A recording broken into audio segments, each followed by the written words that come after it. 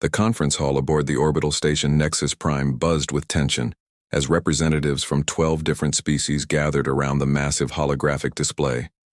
Captain Darius Kane stood at the far end of the chamber, his hands clasped behind his back, watching the heated debate unfold. His weathered face remained expressionless, but his dark eyes tracked every gesture, every dismissive wave of clawed appendages and tentacled limbs. The humans had been invited to observe, nothing more. For 3 years, humanity had petitioned for membership in the Galactic Defense Coalition, only to be met with polite rejections and condescending smiles. Too young, they said, too inexperienced in stellar warfare, too primitive in their understanding of advanced combat systems. Ambassador Zelina Voss of the Corvani Empire dominated the center of the discussion. Her serpentine form coiled gracefully as she gestured toward the tactical display, her emerald scales catching the light from the projectors. The Corvani were the Coalition's military leaders, their empire spanning 47 star systems and boasting the most technologically advanced fleet in known space. The Nexari horde grows bolder with each passing cycle, Zelina declared, her forked tongue flicking out to taste the recycled air. Their raids have penetrated deep into Corvani space. 3 mining colonies have been completely destroyed, their populations enslaved or worse. A murmur of concern rippled through the assembled delegates. The insectoid Zephyrians clicked their mandibles in agreement while the crystalline Lexari hummed in harmonious discord. Captain Kane noted how none of them looked in his direction. To them, humanity was little more than a curiosity, a species that had barely begun to explore beyond their own solar system when the Coalition was already fighting wars among the stars. General Thane Roderick, Kane's superior and the highest-ranking human military officer present, leaned forward in his chair. His graying hair and stern features spoke of decades spent in conflict, though most of his battles had been fought on Earth against human enemies. "What intelligence do we have on Nexari fleet movements?" he asked. The question hung in the air for a moment before Zelina's golden eyes fixed on him with barely concealed irritation. "General Roderick, while we appreciate humanity's interest in our affairs, this discussion involves strategic military intelligence that requires security. Clearances your species does not possess." Kane felt his jaw tighten, but his expression remained neutral. It was the same response they'd received for months. The Coalition would accept human observers, human trade representatives, even human cultural exchanges. But when it came to matters of real importance, humanity was politely shown the door. The Nexari threat. The holographic display shifted, showing a 3-dimensional map of the galaxy's outer rim. Red markers indicated known Nexari positions, while blue represented Coalition territories.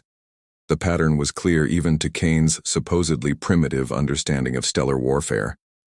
The Nexari were positioning themselves for a massive offensive, likely aimed at the Corvani Empire's industrial heartland. War Chief Braxton of the Terran Defense Force, one of the few Coalition members who showed humanity any respect, gestured toward the display. "The Nexari aren't just raiders anymore. These movement patterns suggest coordination on a scale we've never seen from them before. They're planning something big." The Nexari were a species that defied easy categorization. Bipedal but heavily, armored with chitinous plates, they stood nearly 8 feet tall and possessed a savage intelligence that made them formidable opponents. Unlike the Coalition species, who had developed complex diplomatic and trade relationships over millennia, the Nexari knew only conquest and consumption. They took what they wanted and left nothing but empty worlds in their wake. "Our scouts report massive fleet concentrations in the Outer Veil," continued a delegate from the Aquatic Depths Confederation. Conservative estimates put their numbers at over 2,000 vessels, with more arriving daily. Kane did some quick mental calculations. The Coalition's combined fleet numbered roughly 1,500 ships, spread across dozens of systems.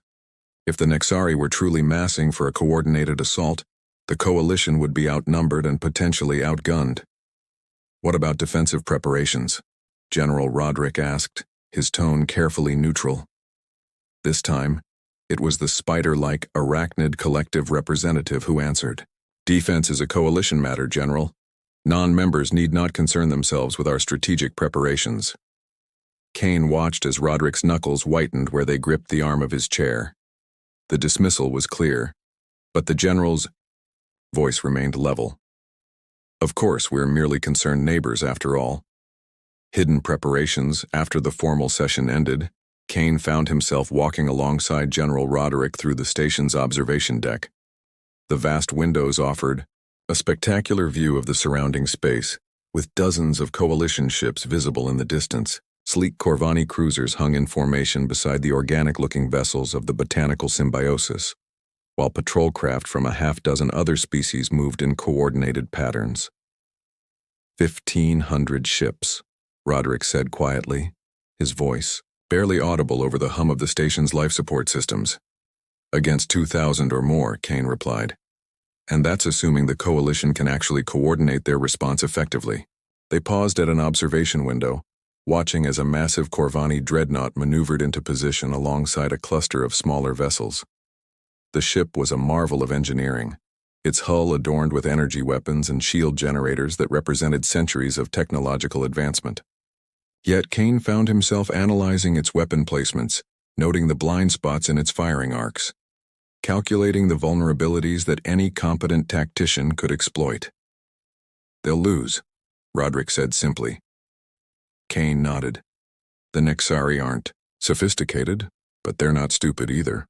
They know how coalition fleets operate. Rigid formations, centralized command structures, over-reliance on their technological advantages. The Nexari will use speed and numbers to overwhelm their coordination. And when they do? Kane considered the question.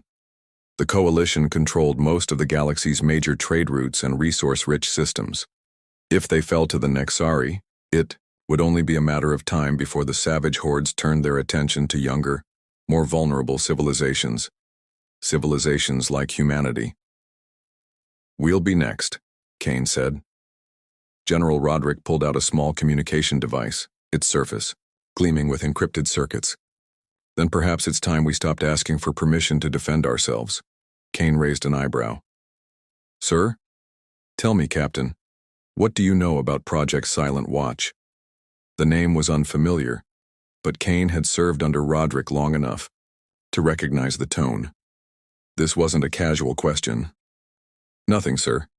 3 years ago, when the Coalition first rejected our membership application, certain elements within Earth's military leadership began to consider alternative preparations. We couldn't join their club, but we could certainly prepare for the possibility that their club might not survive the coming storm. Kane felt a chill run down his spine. What kind of preparations? Roderick smiled grimly. The kind that involve a lot of very quiet construction in very remote locations. The kind that assume humanity might need to defend itself without any help from our advanced galactic neighbors. The storm builds over the following weeks. Kane found himself granted unusual access to previously classified intelligence reports. The picture they painted was worse than he had initially feared. The Nexari weren't just massing for a single large-scale assault. They were systematically eliminating coalition scouting networks and forward observation posts. Entire systems had gone dark, their automated warning beacons falling silent one by one. Meanwhile, the coalition continued to operate under the assumption that their technological superiority would carry the day. Their war councils focused on optimizing shield harmonics and perfecting energy weapon configurations, while paying little attention to the basics of logistics, communication redundancy, and battlefield adaptation. Kane spent his evenings studying tactical reports from humanity's own military history. The parallels were striking. Time and again, technologically superior forces had been defeated by enemies who understood that superior numbers and aggressive tactics could overcome individual advantages. The ancient Earth saying came to mind, "Quantity has a quality all its own." The Nexari understood this principle. The Coalition did not. A month after the conference aboard Nexus Prime, Kane received new orders. He was to report to a classified facility in the Kuiper Belt, far from the normal shipping lanes and prying eyes of Coalition intelligence networks. The journey took 3 days aboard a modified cargo hauler, its hull stripped of identifying markers and its transponder broadcasting false registration codes. When Kane finally laid eyes on the facility, He understood why General Roderick had been so confident. Hidden within the shadow of a massive asteroid, a construction complex stretched for kilometers in every direction.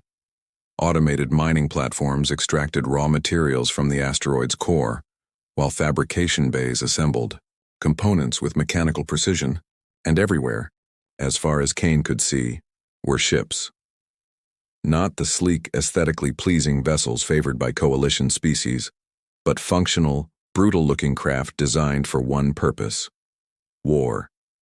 They bore no resemblance to the exploration vessels and research platforms that represented humanity's official space program. These were predators, built in secret and waiting for the moment when they would be needed. General Roderick met Kane at the docking bay, his expression unreadable. "Welcome to Silent Watch Station, Captain. I trust you can see why we've kept this particular project confidential." Kane stared at the nearest vessel, a medium-sized cruiser bristling with weapon systems and armored plating. Its design was angular and aggressive, with none of the elegant curves that characterized coalition architecture. "How many?" he asked. "Enough," Roderick replied. "The question now is whether we'll have enough time to deploy them effectively." As if summoned by his words, an alarm began sounding throughout the facility. Emergency lights bathed the docking bay in red, and Kane could hear the sound of running feet echoing through the corridors. A communications officer appeared at Roderick's side, her face pale with urgency. "General, we're receiving priority transmissions from Coalition space. The Nexari have begun their offensive. Multiple systems are under attack, and the Coalition fleet is moving to intercept." Kane felt his heart rate increase. After months of preparation and speculation, the moment had finally arrived. "What are our orders, sir?" General Roderick looked out at the hidden fleet, then back at Kane. "We maintain radio silence and observe. The Coalition doesn't want our help, and we're not going to offer it, not yet. And if they lose, then we'll show them what humanity has learned about warfare while they've been busy, excluding us from their deliberations." Kane nodded, understanding the implications. Humanity would remain silent, watching as their supposed betters fought for survival against an enemy they had underestimated. Only when the Coalition's arrogance had been thoroughly humbled would humanity reveal its true capabilities. The storm was about to break, and humanity would be ready to weather it alone if necessary. The galaxy was about to learn that being excluded from the Coalition might have been the best thing that ever happened to the human race. In the distance, the secret fleet waited in darkness, its crews preparing for a war that the rest of the galaxy still believed humanity was too primitive to fight. Commander Elena Cross stood in the command center of the stealth frigate Shadow's Edge, her fingers dancing across the holographic interface as she monitored the unfolding battle 3 light years away. The ship hung motionless in the void, its hull coated with adaptive camouflage that rendered it nearly invisible to conventional sensors. Around her, a crew of 30 specialists worked in whispered silence, their faces illuminated by the blue glow of their displays. The tactical feed showed a scene of devastation that exceeded even the most pessimistic projections. The Nexari had struck simultaneously across 17 different systems, their fleets emerging from hyperspace with surgical precision. The Coalition's scattered forces, caught off guard by the scale and coordination of the assault, were being systematically destroyed. "Coalition Fleet Designation Gamma 7 has gone dark," reported Lieutenant Morrison, her voice barely above a whisper.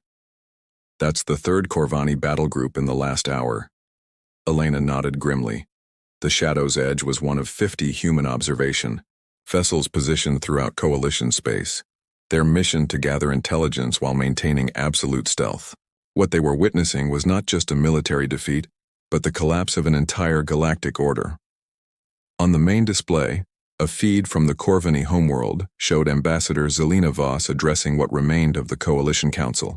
Her serpentine form coiled in obvious distress as she delivered her report. "The Nexari have bypassed our outer defenses entirely. Their advanced scouts are already in system, and our projections indicate the main fleet will arrive within 6 hours."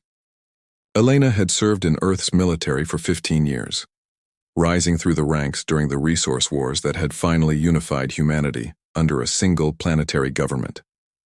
She had seen desperate situations before, but nothing compared to this. The coalition had built their entire defensive strategy around the assumption that their technological superiority would provide adequate warning and response time. The Nexari had shattered that assumption in less than 12 hours.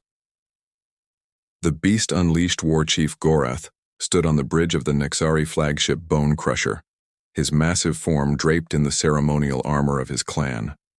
The chitinous plates, covering his body, bore the scars of 100 battles, each mark a testament to his survival and dominance. His forearms gestured with practiced efficiency as he directed the largest military operation in Nexari history. Unlike the sleek command centers favored by coalition species, the Bone Crusher's bridge was a testament to brutal functionality. Jagged metal surfaces bore the marks of countless claws, while the air thick with the scent of industrial lubricants and something that might have been blood. The Nexari had no interest in aesthetics. They cared only for results. Forward scouts report coalition resistance collapsing in sectors 7 through 12, growled his second-in-command, a scarred veteran named Krex. Their defensive formations are breaking apart, just as you predicted, War Chief. Gorath's mandibles clicked in satisfaction. The coalition species were predictable in their sophistication.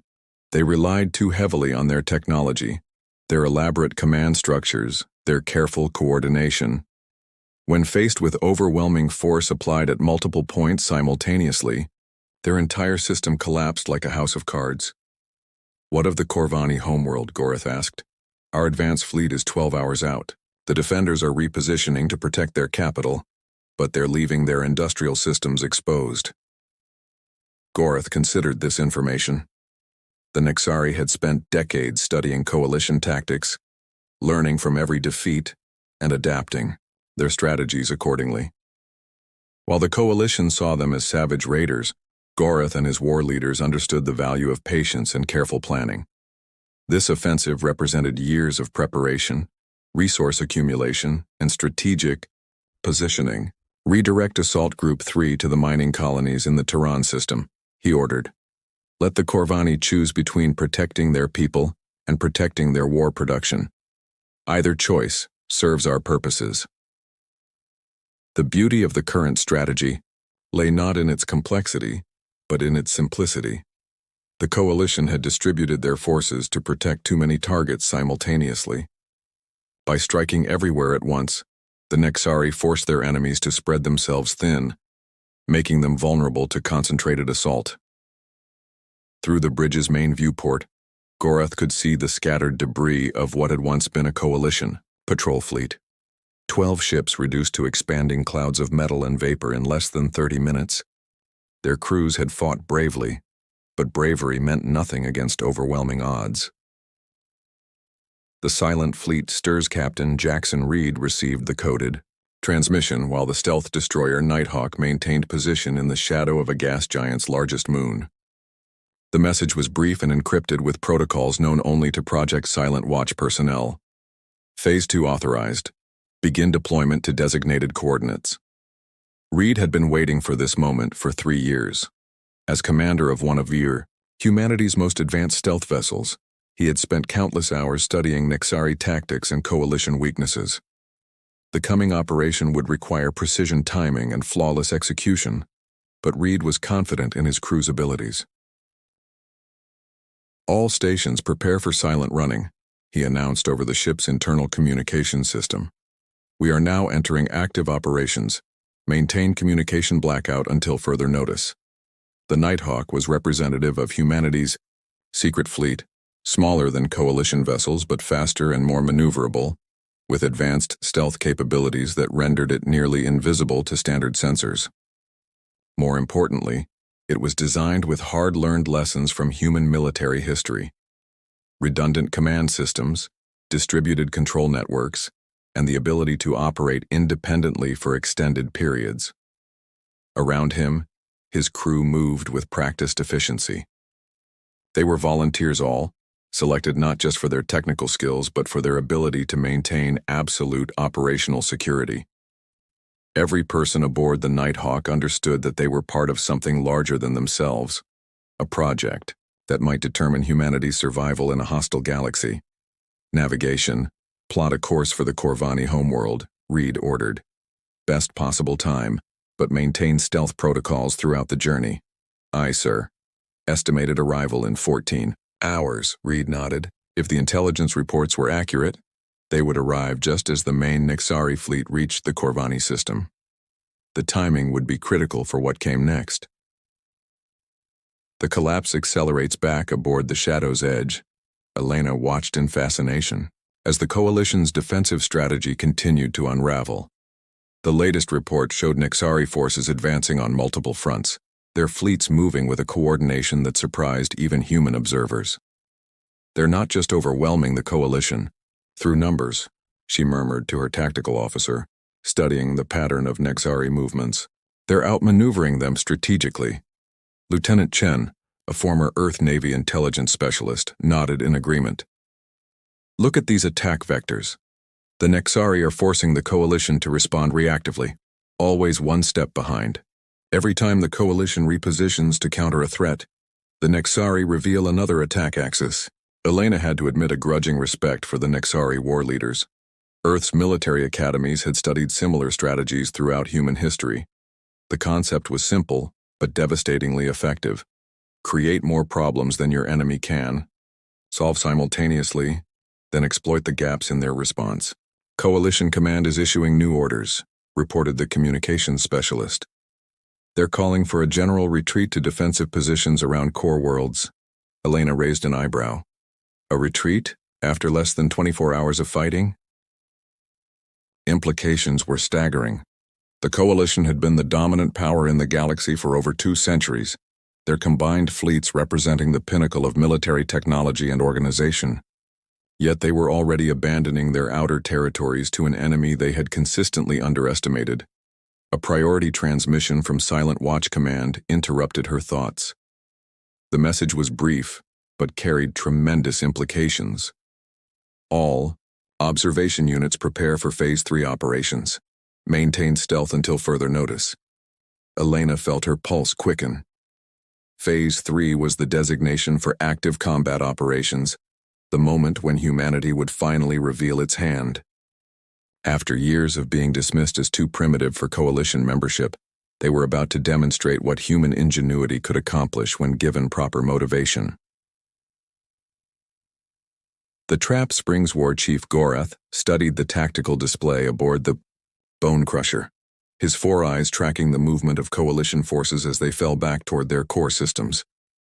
The retreat was proceeding exactly as his strategists had predicted. Fear was a powerful motivator, and the Coalition leadership was proving susceptible to the very emotion they claimed their advanced civilizations had evolved beyond. Status of the pursuit fleets? He asked. Maintaining pressure on all vectors, replied Krex. The Coalition forces are abandoning their outer defensive lines faster than we anticipated. Several systems have been evacuated with minimal resistance. Gorath's mandibles clicked in what passed for laughter among his species. They value their lives more than their territory. Admirable in a way, but strategically foolish. The Nexari had learned through bitter experience that territorial defense required sacrifice. Every world, every system, every strategic position had to be held with absolute determination, regardless of the cost. The Coalition's willingness to retreat in the face of overwhelming odds revealed a fundamental weakness in their military philosophy. War Chief, called the sensor operator, we're detecting unusual readings in Sector 15, energy signatures that don't match any known Coalition vessel types. Gorath's attention sharpened.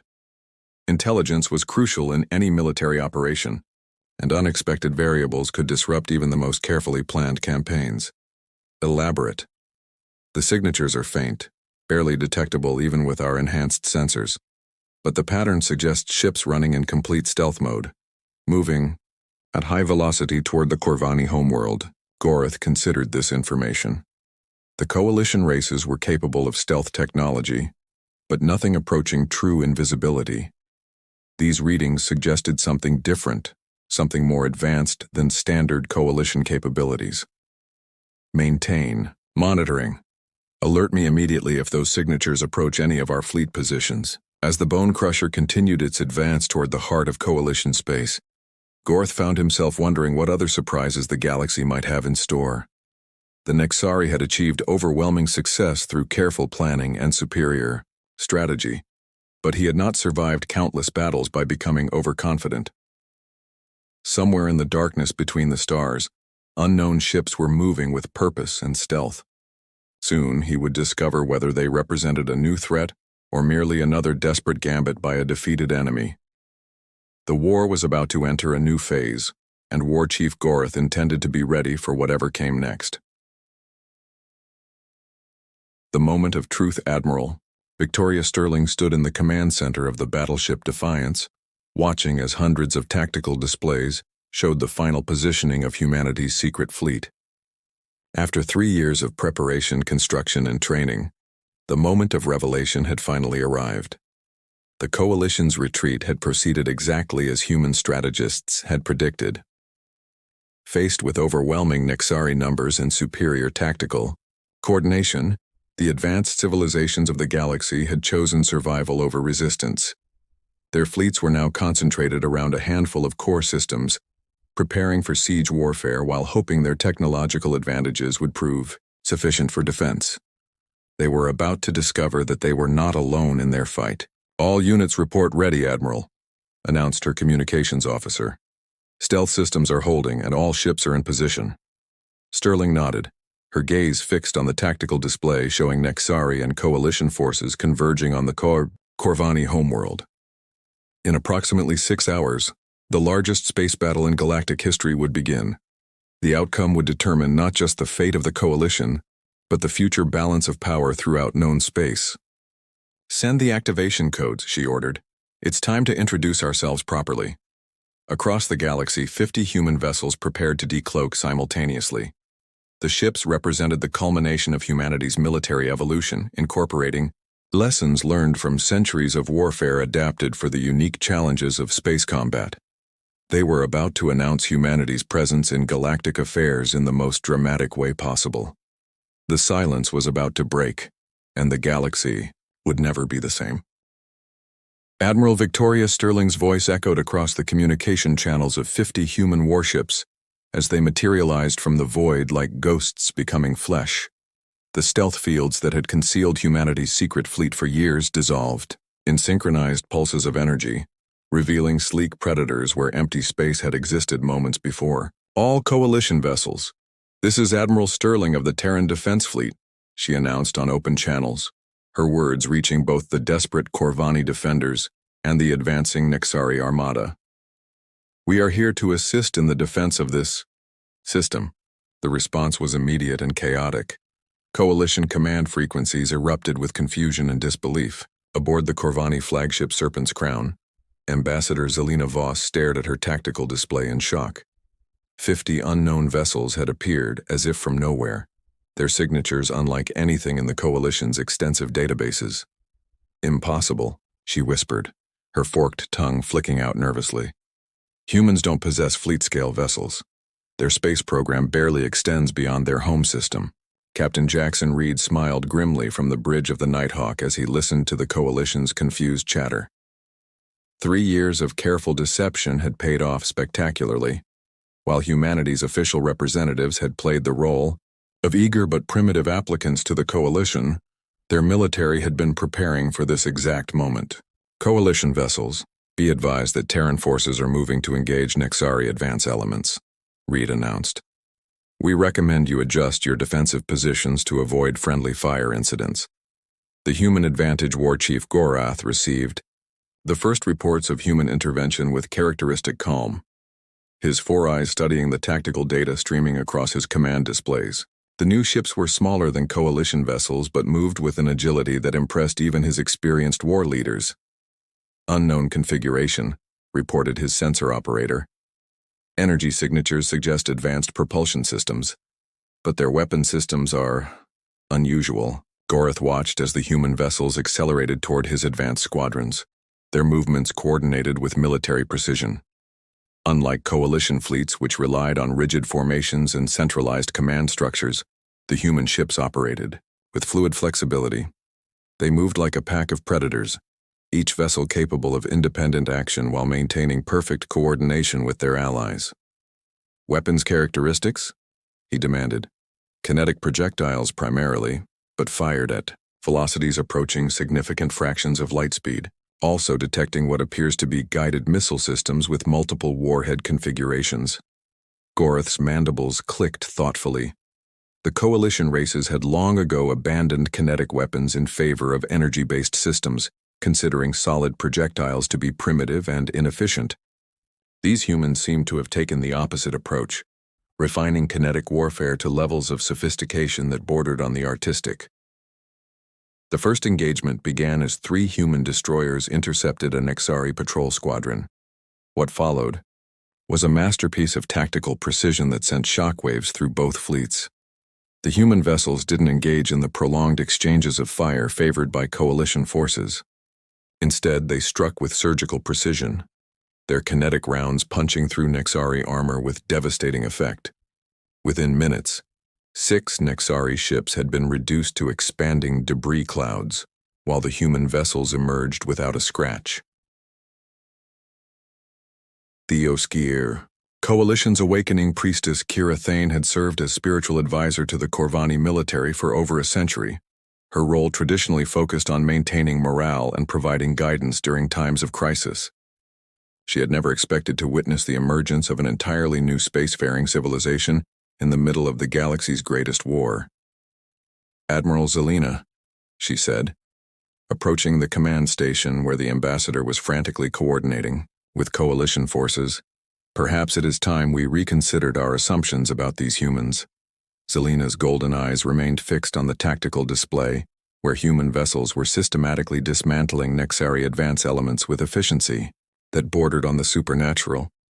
They claimed to have no military fleet beyond system defense platforms. How is this possible? Perhaps, Kira suggested gently, they learned the value of strategic deception from studying our own diplomatic protocols. The implications were staggering. For 3 years, humanity had presented itself as a young, eager species desperate for coalition membership and protection. Their representatives had attended countless meetings, absorbed military briefings, and observed coalition tactical exercises with what everyone assumed was the wide-eyed wonder of primitives learning from their betters. In reality, they had been conducting the most comprehensive intelligence-gathering operation in galactic history.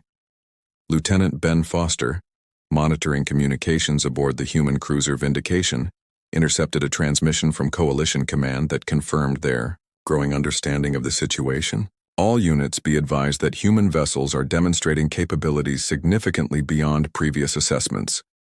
Adjust tactical protocols accordingly." The Coalition was finally beginning to understand that they had been outplayed by a species they had dismissed as irrelevant. The Nexari Response War Chief Gorath had not survived countless battles by refusing to adapt to changing circumstances. As reports continued to arrive of human tactical superiority, he made the decision that would define the remainder of the engagement. "All assault groups, implement dispersal pattern 7, he ordered. "These humans fight like we do, fast, flexible, and without the rigid constraints of coalition doctrine. We will not defeat them through conventional assault." The Nexari fleet began to spread out, abandoning their concentrated attack formations in favor of a more distributed approach. It was a sound tactical decision, but it came too late. Admiral Sterling had anticipated exactly this response. "All units execute hammer and anvil," she announced across the human fleet communication network. The human vessels had been positioned not just to intercept the Nexari advance, but to channel their response into predetermined engagement zones. As the Nexari fleet dispersed, they found themselves moving into carefully prepared killing fields where human ships waited in ambush. Captain Reed's Nighthawk was among the first to spring the trap. His destroyer emerged from the shadow of a disabled coalition cruiser, its missile systems already locked onto a Nexari heavy cruiser. The salvo that followed was devastating. 50 guided warheads equipped with adaptive targeting systems that adjusted their approach vectors in real time. The Nexari vessel's point defense systems, designed to counter energy weapons and simple projectiles, proved inadequate against missiles that could think for themselves. The cruiser disappeared in a brilliant explosion that lit up the surrounding space like a miniature star. The turning tide across the battlefield. Similar scenes played out as human tactical superiority became increasingly apparent. The coalition forces, initially shocked by humanity's sudden appearance, began to coordinate their efforts with their unexpected allies. What emerged was a devastating combination of coalition firepower and human tactical flexibility. Human vessel. Vindication. This is Corvani Battlegroup Commander Thren Voss. Came a transmission to Lieutenant Foster's ship. Request permission to coordinate our defensive fire with your assault vectors. Permission granted, Commander, Foster replied. Transmitting tactical coordination protocols now. The integration was seamless, a testament to humanity's years of studying coalition military procedures. Within minutes, Corvani energy weapons were providing covering fire for human missile strikes, while human vessels used their superior maneuverability to protect coalition ships from Nexari counterattacks. War Chief Gorath watched his carefully planned offensive crumble as the tactical situation shifted decisively against his forces. The humans had not simply arrived with superior numbers or technology. They had demonstrated a fundamental understanding of warfare that exceeded even Nexari capabilities. War Chief, reported Krex, his voice heavy with the weight of impending defeat. We have lost contact with assault groups 3 through 7. The humans are systematically destroying our command and control vessels. Gorath's mandibles clicked in what might have been admiration. The humans were not simply fighting. They were teaching a lesson in the application of strategic violence. Every engagement demonstrated principles that the Nexari themselves had used to devastating effect against coalition forces. Signal general withdrawal, he ordered finally. We will not sacrifice the entire fleet for a single system. The new Alliance Admiral Sterling stood in the conference room aboard the Corvani flagship Serpent's Crown, surrounded by representatives from a dozen coalition species.